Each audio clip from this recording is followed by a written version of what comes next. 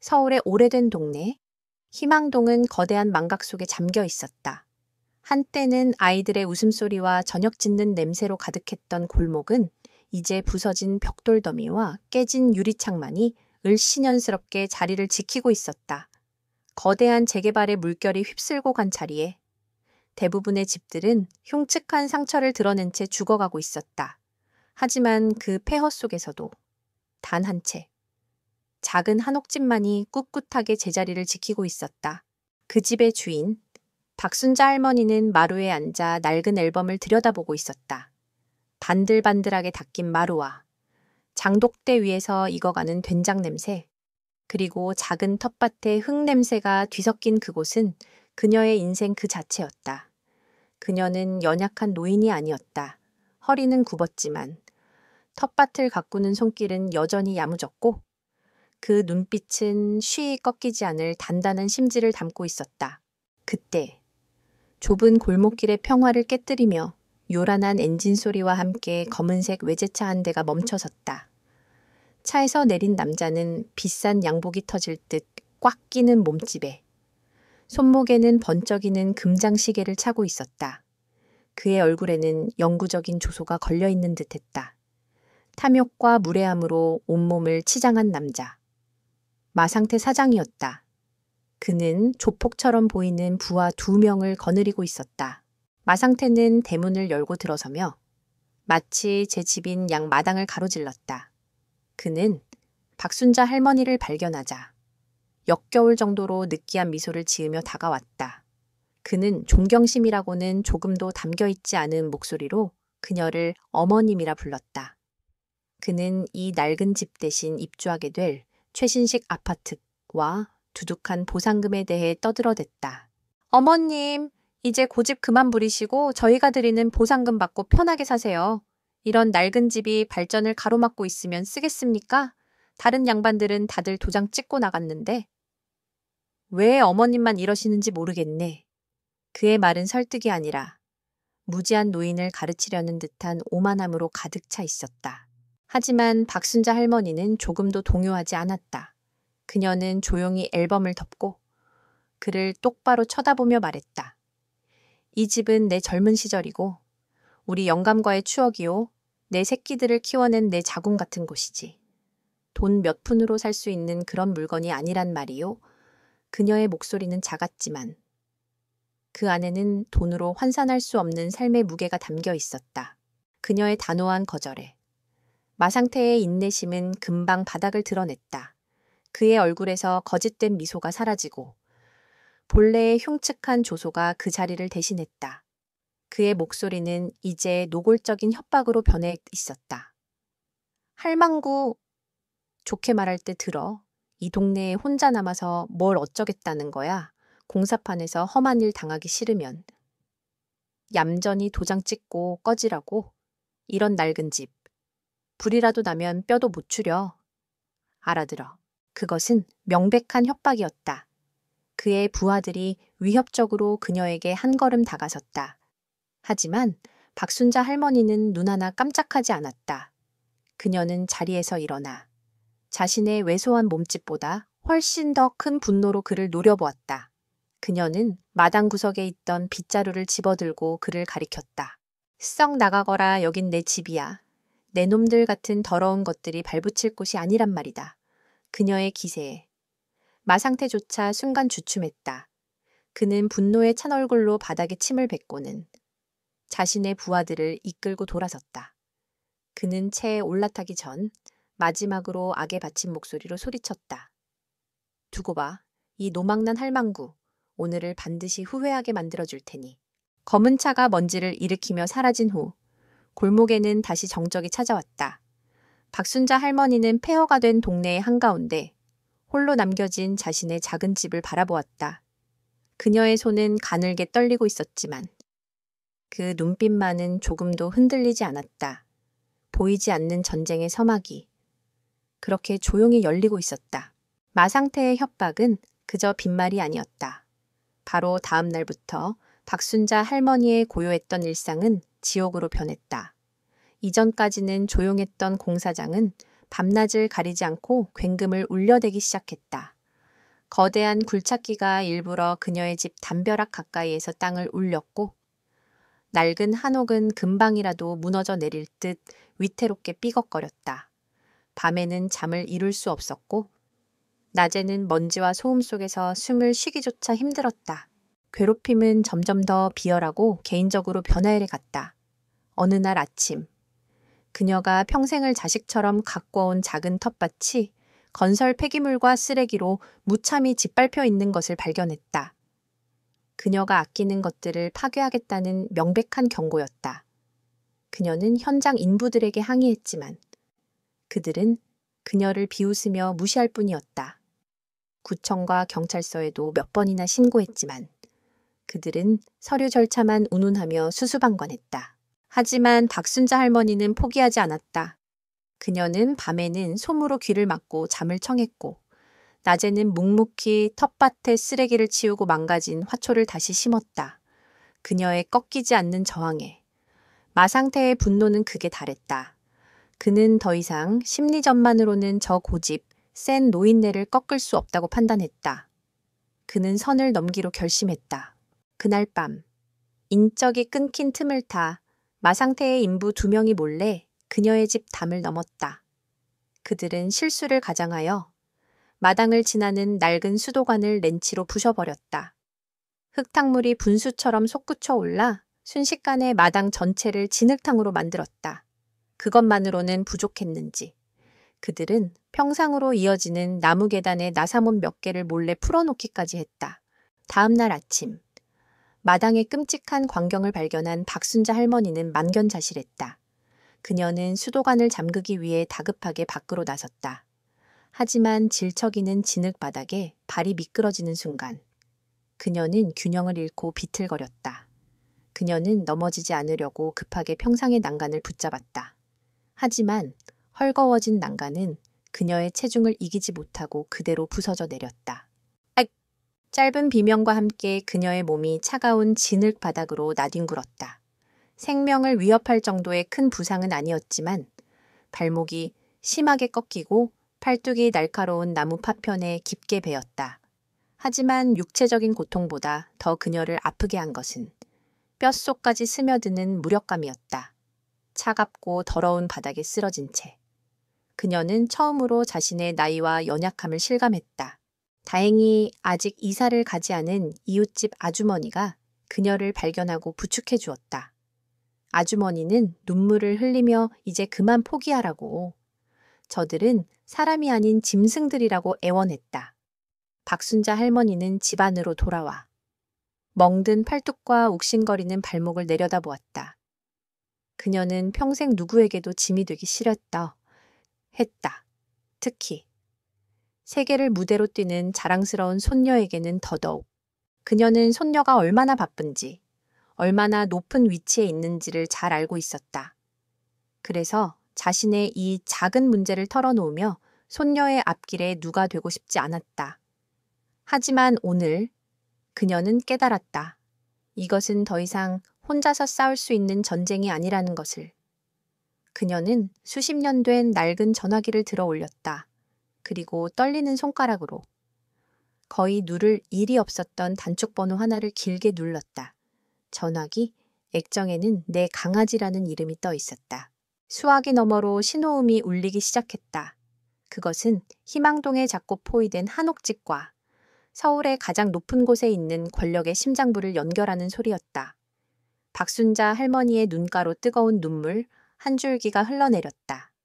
그녀는 숨을 고르고 수화기 너머에서 들려올 목소리를 기다렸다. 엘리시안 코퍼레이션의 최상층 이사회 회의실. 서울의 스카이라인이 파노라마처럼 펼쳐지는 그곳의 공기는 얼음장처럼 차가웠다. 거대한 대리석 테이블 상석에 앉은 강유진 회장은 철옹성 같은 무표정으로 해외 투자자들의 제안을 듣고 있었다. 날카롭게 재단된 비즈니스 슈트.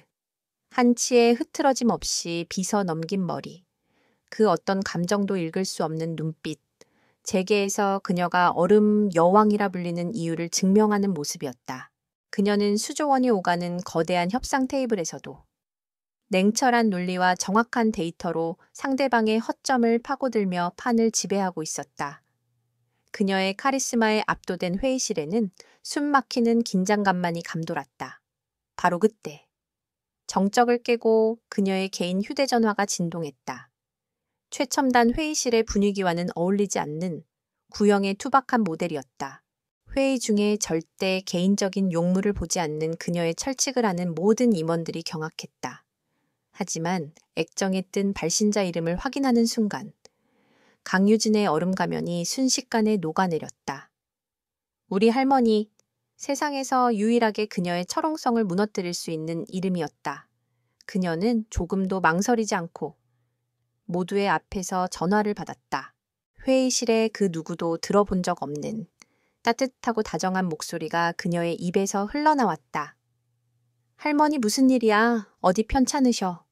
하지만 수화기 너머로 들려오는 할머니의 떨리는 목소리를 듣는 순간 그녀의 표정은 급격하게 변하기 시작했다. 따뜻했던 온기는 순식간에 사라지고 그 자리를 믿을 수 없다는 충격과 이내 모든 것을 얼려버릴 듯한 무서운 분노가 대신했다. 그녀는 짧은 통화를 마쳤다. 회의실은 쥐 죽은 듯이 고요했다. 모두가 그녀의 다음 행동을 숨죽여 지켜보고 있었다. 강유진은 천천히 자리에서 일어섰다. 그녀는 목소리를 높이지 않았다. 하지만 그 나지막하고 차가운 목소리는 회의실 전체를 지배하기에 충분했다. 최 비서, 오늘 남은 내 모든 스케줄을 취소해. 이 회의는 연기하고 지금 당장. 차를 준비시켜. 그녀의 말투에는 어떠한 질문도, 반론도 허용하지 않는 절대적인 권위가 실려 있었다. 그녀는 경악에 빠진 투자자들과 임원들을 뒤로 한 채 한치의 망설임도 없이 회의실을 빠져나갔다. 그녀가 지나간 자리에는 그녀가 뿜어내는 서늘한 분노의 기운만이 남아있는 듯했다.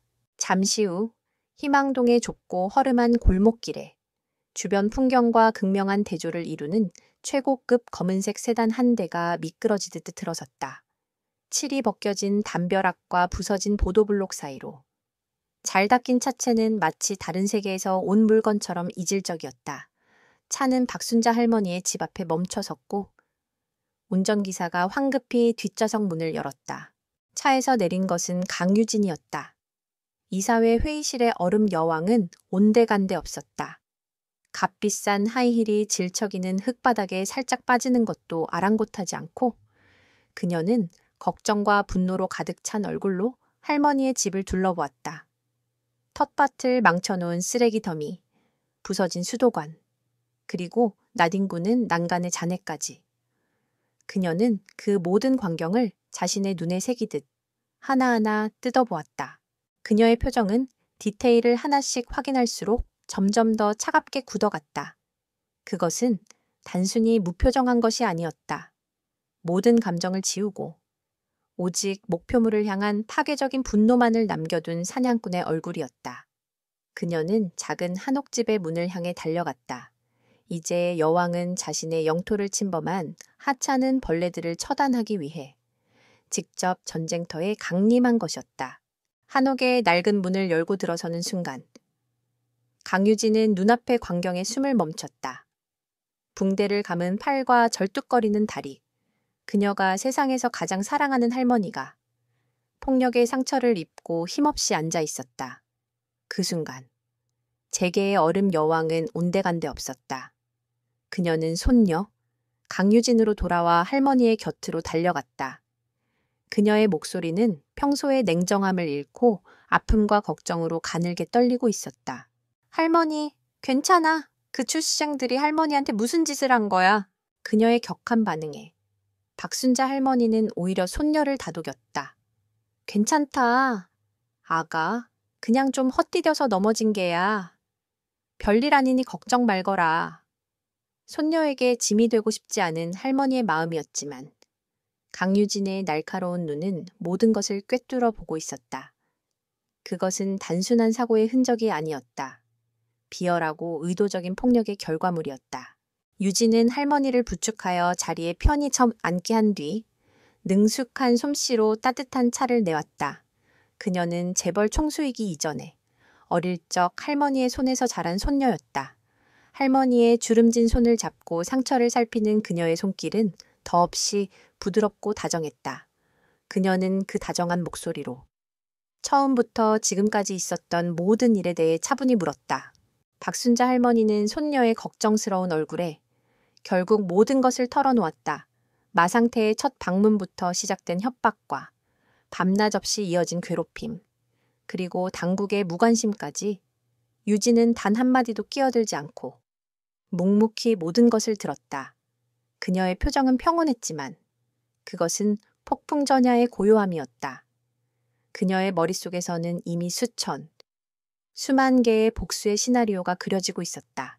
모든 이야기를 들은 유진은 할머니의 손을 더욱 굳게 잡았다. 그녀는 부드럽지만 강철 같은 의지가 담긴 목소리로 약속했다. 할머니, 이제 아무 걱정하지 마. 내가 다 알아서 할게. 내가 약속할게. 할머니를 이렇게 만든 놈들, 반드시 자기들 무릎으로 기어서 용서를 빌게 만들 거야. 그녀의 말은 위로가 아닌 피의 맹세였다. 유진은 잠시 밖으로 나왔다. 그녀는 진흙탕이 된 마당 한가운데에 서서 자신의 휴대전화를 꺼내 들었다. 그녀는 2통의 전화를 걸었다. 첫 번째 전화는 그녀의 오른팔인 최 비서에게였다. 전화를 받는 순간 그녀의 목소리는 다시 얼음 여왕의 그것으로 돌아와 있었다. 차갑고 정확하고 무자비했다. 초의 비서 주소와 이름 하나를 보낼 테니 오늘 아침까지 모든 것을 알아내. 태호건설 대표 마상태, 그의 회사 재무상태, 개인 부채, 사업상 연줄, 약점까지 먼지 한 톨까지 남김없이 털어와. 두 번째 전화는 엘리시안 코퍼레이션의 법무팀과 보안팀을 총괄하는 한 이세계였다.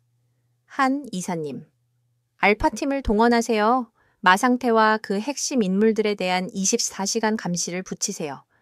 그리고 더 중요한 것, 희망동 재개발 사업 프로젝트 전체를 심층 조사해 주세요. 모든 허가 서류, 계약서, 감리 보고서까지 전부 다요. 이 프로젝트와 관련된 아주 작은 균열, 사소한 불법 행위 하나까지 모조리 찾아내세요. 비용은 얼마가 들어도 상관없습니다.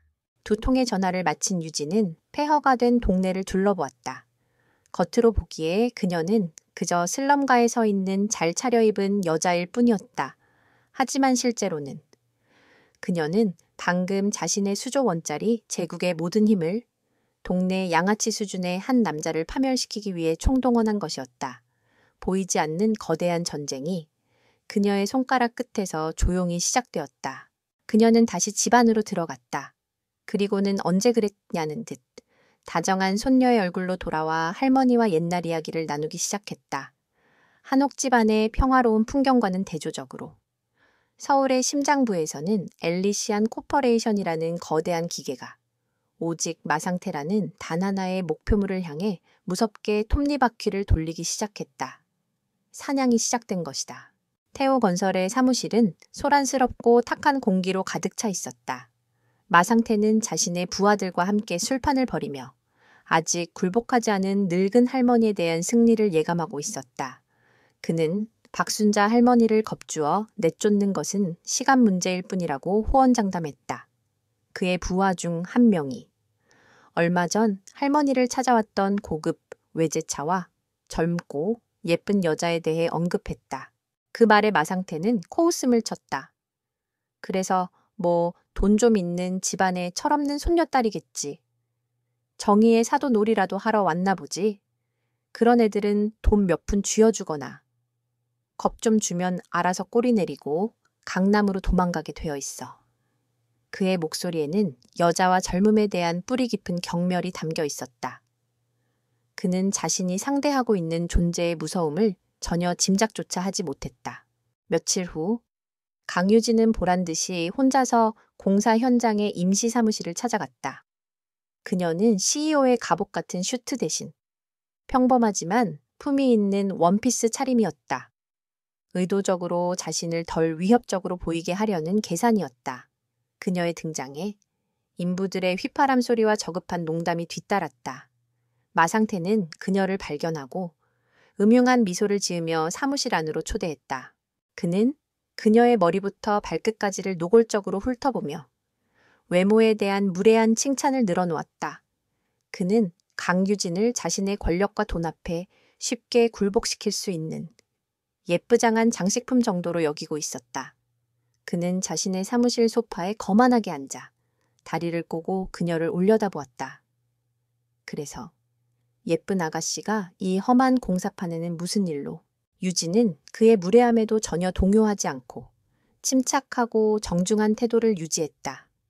그녀는 자신이 할머니의 법적 대리인 자격으로 왔으며 합리적인 보상안에 대해 논의하고 싶다고 말했다. 그녀의 차분한 태도를 마상태는 나약함으로 착각했다. 그는 보란 듯이 그녀의 면전에서 큰 소리로 웃음을 터뜨렸다. 그는 책상을 내려치며 말했다. 아가씨, 장난의 보상금은 이미 정해졌고 더 이상의 협상은 없어. 그 할망구는 우리가 주는 돈에 감사해야 할 판이라고. 아가씨처럼 예쁜 얼굴로 이런 험한 일에 끼어드는 거 아니야. 그러다 다쳐. 이 공사판 위험한 곳이라고 얌전히 돌아가서 쇼핑이나 하고. 네일아트나 받으시지. 그는 서랍에서 현금이 가득 든 두툼한 봉투를 꺼내 그녀 앞에 테이블로 미끄러뜨렸다.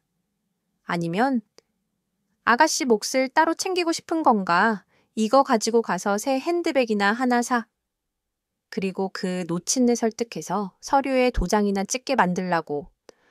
그의 눈빛은 그녀를 돈이면 뭐든지 하는 싸구려 여자로 취급하고 있었다. 유진은 조금도 흔들리지 않았다. 그녀는 돈 봉투에는 눈길조차 주지 않았다. 그녀는 그저 그의 눈을 똑바로 쳐다보았다. 그리고 그 순간 처음으로 그녀의 눈빛에서 얼음 여왕의 편린이 드러났다. 그녀의 목소리는 여전히 부드러웠지만 그 안에는 모든 것을 얼려버릴 듯한 냉기가 서려 있었다. 마 사장님, 저는 사장님께 옳은 일을 할 마지막 기회를 드리러 온 겁니다. 아무래도 그 기회를 걷어차시기로 결정하신 것 같군요. 그녀는 자리에서 일어섰다. 세상에서 가장 비싼 사치가 뭔지 아십니까? 바로 오만입니다. 그리고 당신은 곧 당신이 얼마나 빈털터리가 될지를 뼈저리게 깨닫게 될 겁니다.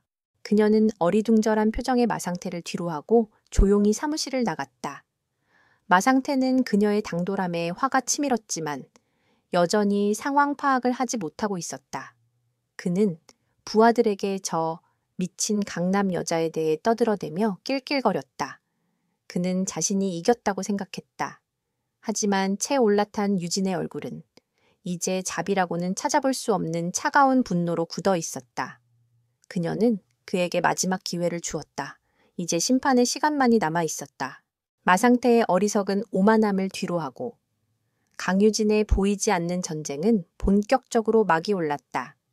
엘리시안 코퍼레이션의 심장부, 최상층에 위치한 그녀의 사무실은 이제 거대한 전쟁지휘 본부가 되었다.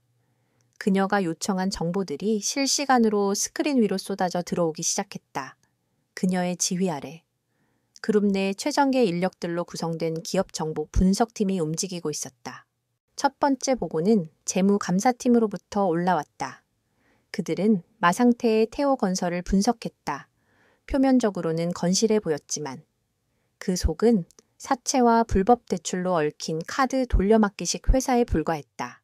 그는 다른 이름으로 회사를 세웠다가 파산시키는 일을 반복하며 법망을 교묘하게 빠져나가고 있었다. 그리고 더 중요한 것, 최근 그의 회사 계좌에서 시청의 건설 인허가과 소속의 한 고위 공무원에게로 거액의 자금이 흘러 들어간 정황이 포착되었다. 한편 현장에 투입된 보안팀 알파팀 역시 의미 있는 성과를 거두고 있었다. 그들은 24시간 감시를 통해 마상태의 덤프트럭들이 심야 시간을 이용해 건설 폐기물을 개발 제한 구역인 야산에 불법으로 매립하는 장면을 고화질 영상으로 확보했다. 이것은 그의 불법적인 원가 절감 행태를 증명하는 명백한 증거였다. 또 다른 팀은 독립적인 안전진단업체로 위장하여 재개발 현장에 잠입했다. 그들은 현장에서 사용되고 있는 철근과 콘크리트 샘플을 채취하는 데 성공했다. 연구소의 분석 결과는 충격적이었다. 철근은 강도가 기준치에 한참 미달하는 중국산 불량 제품이었고, 콘크리트 배합 비율 역시 안전을 심각하게 위협할 수 있는 수준이었다. 마상태는 단순한 불량배가 아니었다. 그는 미래의 대참사를 예고하는 시한폭탄을 만들고 있었다. 유진은 자신의 집무실에서 거대한 디지털 스크린 위에 이 모든 정보들을 하나로 꿰어 맞추고 있었다. 재무자료, 감시 영상, 연구소 보고서, 흩어져 있던 퍼즐 조각들이 맞춰지자 그녀가 예상했던 것보다 훨씬 더 거대하고 추악한 부패의 실체가 드러났다. 마상태는 그저 이 거대한 부패의 사슬의 가장 말단에 위치한 하수인에 불과했다. 그는 시청의 김 과장에게 뇌물을 바치고 재개발 사업권을 따낸 뒤 불량 자재와 불법 폐기물 처리로 이윤을 극대화하고 있었다. 그리고 김 과장은 모든 안전검사를 눈감아주며 그의 범죄를 묵인해주고 있었다. 이것은 더 이상 할머니의 집 한 채에 대한 문제가 아니었다. 시민의 안전을 담보로 사익을 채우는 용서할 수 없는 거대한 사회악이었다. 유진의 사명은 이제 개인적인 복수를 넘어 공공의 정의를 바로 세우는 것으로 진화했다. 법무팀장은 현직 공무원을 건드리는 것은 정치적으로 큰 부담이 될 수 있다며 신중한 접근을 조언했다. 하지만 유진의 결심은 단호했다. 그녀의 눈빛은 그 어느 때보다 차갑고 결연했다. 이 썩은 뿌리는 너무 멀리 퍼졌습니다. 감염된 가지 하나를 잘라내는 것으로는 부족해요. 뿌리 전체를 뽑아내야만 합니다. 관련된 모든 인물, 모든 계좌, 모든 불법 허가 사항을 찾아내세요. 이 부패의 사슬이 완전히 드러날 때까지 우리는 멈추지 않을 겁니다. 그녀는 스크린의 거미줄처럼 얽혀있는 부패의 관계도를 노려보았다. 중심에는 마상태라는 작은 벌레가 있었지만 그 줄기는 도시의 심장부까지 뻗어 있었다. 그녀는 이제 자신이 맞서 싸워야 할 적의 진짜 규모를 깨달았다. 이것은 낡은 집 한 채를 지키는 싸움이 아니었다. 썩어빠진 도시의 일부를 도려내는 거대한 수술이 될 것이었다. 강유진과 그녀의 팀은 부패의 뿌리를 향해 더 깊이 파고 들어갔다. 마상태와 김 과장은 빙산의 일각일 뿐 그들 뒤에서 이 모든 것을 조종하고 이익을 취하는 진짜 몸통이 있을 터였다.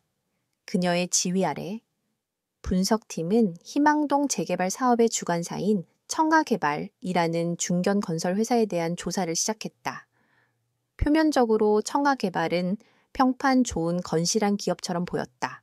하지만 유진의 재무팀은 그들의 최근 기업 공시 자료에서 이상한 점을 발견했다. 회사의 지분 구조가 최근 몇 달 사이에 매우 복잡하고 불투명한 방식으로 변경된 것이다. 유진은 직감적으로 이 지점에 무언가 숨겨져 있음을 깨닫고 그룹의 인수합병 M&A 팀을 호출하여 모든 관련 자료를 재검토하라고 지시했다. 몇 시간 후 최 비서가 믿을 수 없다는 표정으로 그녀의 사무실로 들어왔다. 그의 손에는 극비 서류 한 부가 들려 있었다. 엘리시안 코퍼레이션은 사업 다각화를 위해 끊임없이 유망한 중소기업들을 인수해왔다. 그리고 최 비서가 가져온 서류는 불과 석 달 전 최종 승인된 한 지주 회사에 대한 인수 계약서였다. 회장님, 문제가 생겼습니다. 저희가 석 달 전에 인수한 블루락 홀딩스의 자회사 목록입니다. 그리고 그 목록의 가장 마지막에 청하개발이 있습니다. 최 비서의 보고에 유진의 사무실에는 무거운 침묵이 흘렀다. 유진은 한동안 아무 말 없이 서류를 응시했다. 아이러니가 극에 달한 상황이었다. 그녀는 자신의 할머니를 괴롭힌 원수를 파멸시키기 위해 거대한 전쟁을 시작했다. 그런데 알고 보니 그 원수는 법적으로 자신의 제국에 속한 자신의 부하나 다름없는 존재였던 것이다. 잠시 후 그녀의 입가에 차갑고도 아름다운 미소가 천천히 번졌다. 그녀는 즉시 M&A 팀 책임자와 블루락 홀딩스의 대표이사를 소집했다. 그녀는 그들을 앞에 앉혀놓고 청하개발과 희망동 프로젝트에 대해 날카롭게 추궁하기 시작했다. 곧 모든 진실이 드러났다. 엘리시안 코퍼레이션에 인수되기 전 블루락 홀딩스의 낡은 경영진은 청하개발과 오랫동안 부패한 공생관계를 유지해왔다. 그리고 청하개발은 마상태 같은 불량배들을 하청업체로 고용하여 더러운 일을 처리해왔던 것이다. 그녀의 인수는 의도치 않게 이 독사들의 소굴을 자신의 왕국 안으로 들여온 셈이었다. 이제야 그녀는 마상태의 오만함의 근원을 이해했다. 그는 청아개발과 부패한 공무원이 자신의 뒷배라고 굳게 믿고 있었을 것이다. 그는 자신을 괴롭히던 여자의 할머니가 그 모든 먹이사슬의 정점에 있는 최종 포식자라는 사실을 꿈에도 상상하지 못했던 것이다. 이 놀라운 발견은 그녀의 전략 전체를 바꾸어 놓았다. 이전까지 그녀는 외부에서 정의를 위해 싸우는 십자군이었다. 하지만 이제 그녀는 내부에서 심판을 내리는 판사이자 배심원이자 집행관이 되었다. 그녀는 더 이상 경찰이나 언론에 증거를 흘릴 필요가 없었다. 오직 기업 총수로서의 합법적인 권한만으로도 그들을 완벽하게 파멸시킬 수 있었다. 유진은 자신의 사무실 창가에 서서 도시를 내려다보았다. 그녀의 손에는 엘리시안 코퍼레이션의 로고가 찍힌 청아개발과 마상태에 대한 모든 정보가 담긴 파일이 들려 있었다. 그녀는 나지막이 읊조렸다. 체크메이트. 그녀는 이제 이 게임을 끝낼 가장 강력하고 확실한 무기를 손에 넣었다. 그녀의 머릿속에서 심판의 날을 위한 마지막 계획이 완벽하게 그려지기 시작했다. 강유진의 방역 계획은 신속하고 정교하게 실행되었다. 엘리시안 코퍼레이션 본사 명의로 희망동 재개발 사업 긴급 현장 진행 및 안전 점검 회의 소집 공문이 발송되었다. 공문은 프로젝트와 관련된 모든 핵심 인물들에게 전달되었다. 청아개발의 대표이사, 현장 책임자인 태호건설의 마상태 사장, 그리고 시청의 건설과와 환경과 소속의 담당 공무원들까지, 그리고 유진은 여기에 결정적인 한 수를 더했다. 그녀의 홍보팀은 주요 언론사 전체에 보도자료를 배포했다. 엘리시안 코퍼레이션, 자회사 투명 경영 및 윤리 강화를 위한 현장 점검 회의 개최. 그녀는 이 심판의 장을 밀실이 아닌 세상 모든 사람이 지켜보는 공개적인 무대로 만들 작정이었다. 이것은 그들에게 도망칠 구멍을 단 하나도 내주지 않겠다는 선전포고였다. 소환장을 받아든 인물들의 반응은 제각각이었다. 마상태는 처음에는 귀찮다는 반응을 보였다. 그는 새로 온 모회사에 높은 양반들이 벌이는 형식적인 보여주기 쇼라고 생각했다. 그는 부하들에게 눈에 띄는 안전 위반 사항들만 대충 덮으라고 지시하고 유능한 현장 책임자의 모습을 연기할 준비를 했다. 그는 여전히 자신이 누구의 머리 위에서 놀고 있는지 전혀 알지 못했다. 하지만 청아개발의 대표이사와 뇌물을 받은 김 과장은 극도의 불안감에 휩싸였다. 악명 높은 엘리시안 코퍼레이션의 갑작스러운 현장 점검은 결코 좋은 신호가 아니었다. 두 사람은 비밀리에 만나 서로의 입을 맞추고 마상태에게 두둑한 돈을 건네며 입단속을 시켰다. 그들은 자신들의 부패가 완벽하게 숨겨져 있다고 했어 스스로를 위안했다. 회의 전날 밤, 유진은 할머니의 집을 찾아갔다.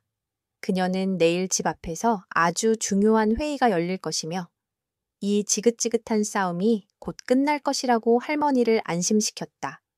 그녀는 할머니의 주름진 손을 잡고 그저 자신을 믿어달라고 부탁했다. 이 모든 전쟁의 시작이자 끝인 할머니의 평온을 지키는 것이 그녀에게는 가장 중요한 일이었다. 마침내 회의 당일, 희망동의 황량한 공사 현장은 하룻밤 사이에 완전히 다른 모습으로 변해 있었다.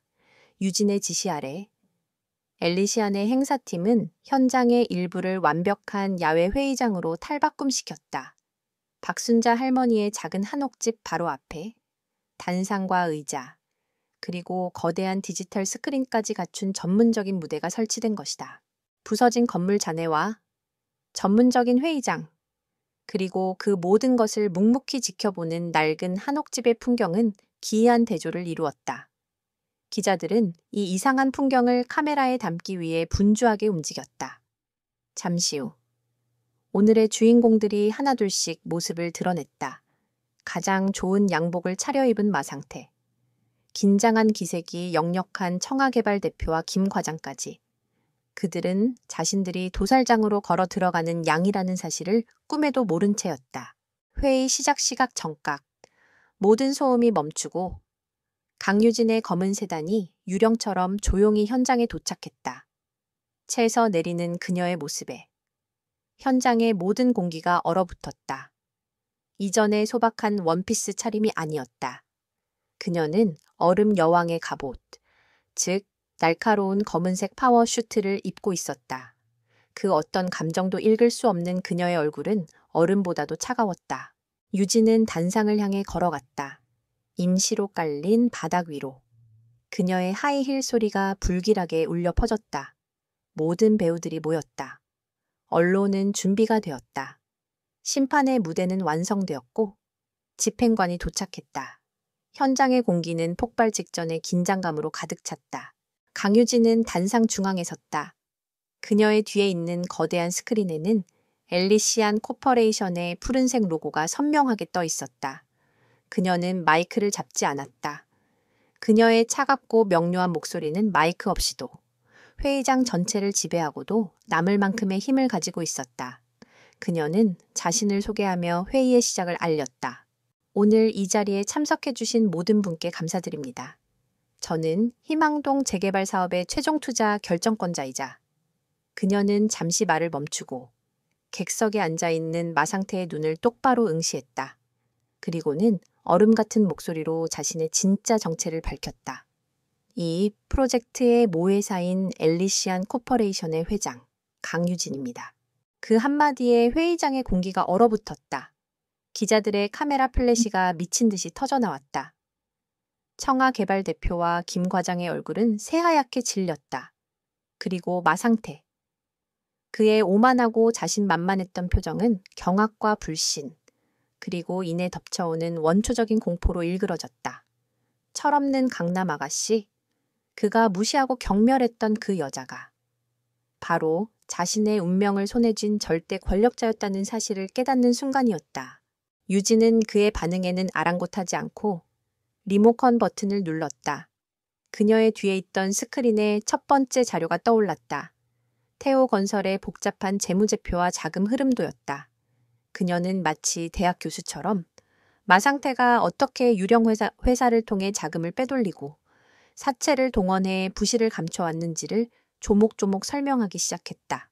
마상태 사장, 당신의 회사는 이미 파산 상태나 다름없군요. 이런 부실 기업에 프로젝트의 현장 진행을 맡긴 이유가 무엇입니까? 청아개발 대표님. 그녀의 날카로운 질문에 청아개발 대표는 식은땀을 흘리며 제대로 된 답변을 하지 못했다. 스크린은 다음 화면으로 넘어갔다. 한밤중. 태오건설의 덤프트럭들이 야산의 건설 폐기물을 불법으로 매립하는 고화질 영상이었다. 유진은 시청 환경과에서 나온 공무원을 지목하며 물었다. 이런 명백한 불법 행위가 몇 달 동안 계속되었는데 단 한 번의 단속도 없었던 이유를 설명해 주시겠습니까? 압박은 계속되었다. 불량 철근과 기준 미달 콘크리트에 대한 연구소 분석 보고서, 그리고 마지막으로 마상태의 차명 계좌에서 김 과장의 아내 계좌로 거액의 돈이 입금된 내역이 스크린을 가득 채웠다. 유진은 자리에서 일어나 이제 완전히 넋이 나간 마상태의 앞으로 천천히 걸어갔다. 돈 몇 푼 아끼자고 미래의 입주민들을 잠재적인 살인 현장으로 밀어넣고 당신의 탐욕을 채우기 위해 공무원에게 뇌물을 바치고 힘없는 노인을 협박하고 마상태 씨, 당신은 사업가가 아니라 그냥 인간 말종 쓰레기야. 그녀의 목소리는 경멸로 가득 차 있었다.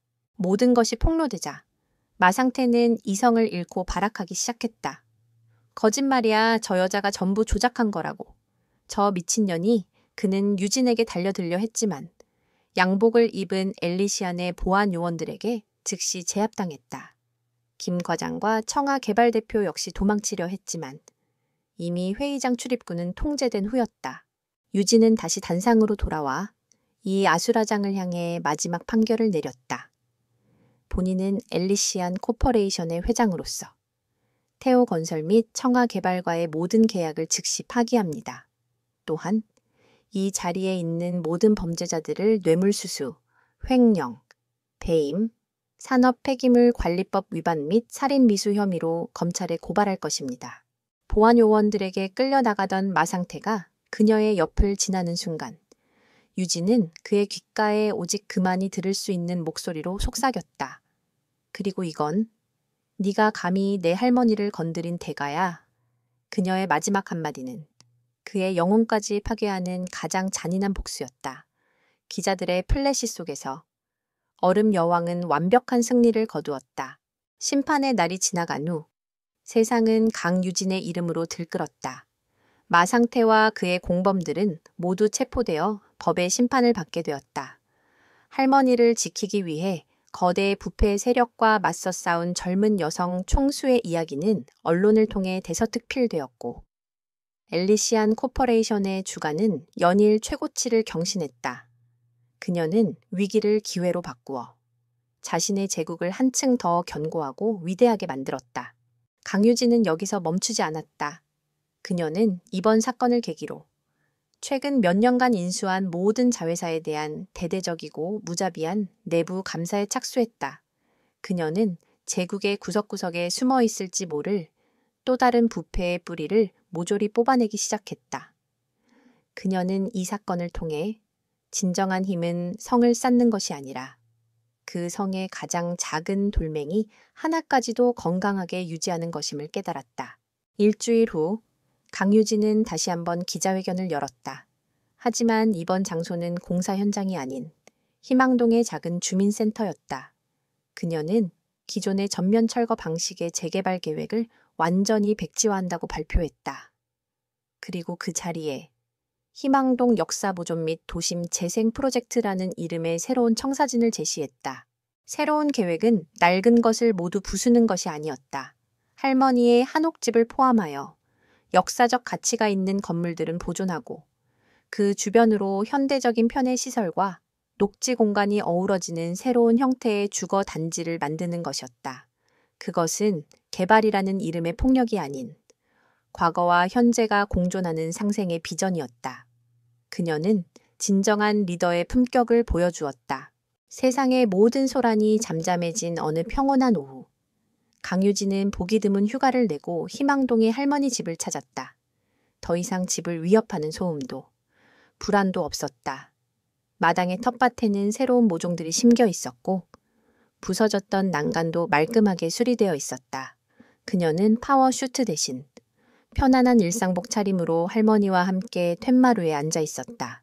두 사람은 특별한 대화 없이 그저 함께 갓 쪄낸 옥수수를 먹으며 평화로운 시간을 보내고 있었다. 한참 만에 박순자 할머니가 걱정스러운 눈빛으로 손녀의 손을 잡았다. 아가, 네가 너무 강해지기만 하는 것 같아. 할미는 걱정이다. 내 어깨에 짐이 너무 무거워. 저리 차가운 사람이 되어버린 것은 아닌가 해서. 할머니의 눈에는 재벌 총수가 아닌 그저 사랑하는 손녀에 대한 애틋함이 가득했다. 그 말에 강유진은 처음으로 할머니 앞에서 자신의 진짜 속내를 드러냈다. 그녀는 할머니의 주름진 손을 부드럽게 감싸 쥐었다. 할머니, 내가 가진 모든 것은 다 할머니한테서 배운 거야. 소중한 것을 지키기 위해서는 강해져야만 한다고. 할머니가 가르쳐 줬잖아. 세상 사람들은 나를 얼음 여왕이라고 부르지만 할머니는 진실을 알지. 내 힘은 회사나 돈에서 나오는 게 아니야. 바로 여기서 할머니한테서 나오는 거야. 그녀의 진심 어린 고백에 박순자 할머니의 얼굴에 세상에서 가장 따뜻하고 환한 미소가 번졌다. 그것은 이 모든 전쟁의 이유이자 가장 완벽한 보상이었다. 두 사람은 말없이 서로를 마주 보았다. 툇마루 너머로 평화를 되찾은 동네 위로 아름다운 저녁 노을이 내리고 있었다. 전쟁은 끝났고 정의는 실현되었다. 그리고 얼음 여왕은 마침내 집으로 돌아와 가족의 사랑 안에서 자신의 가장 따뜻한 힘의 원천을 확인하고 있었다.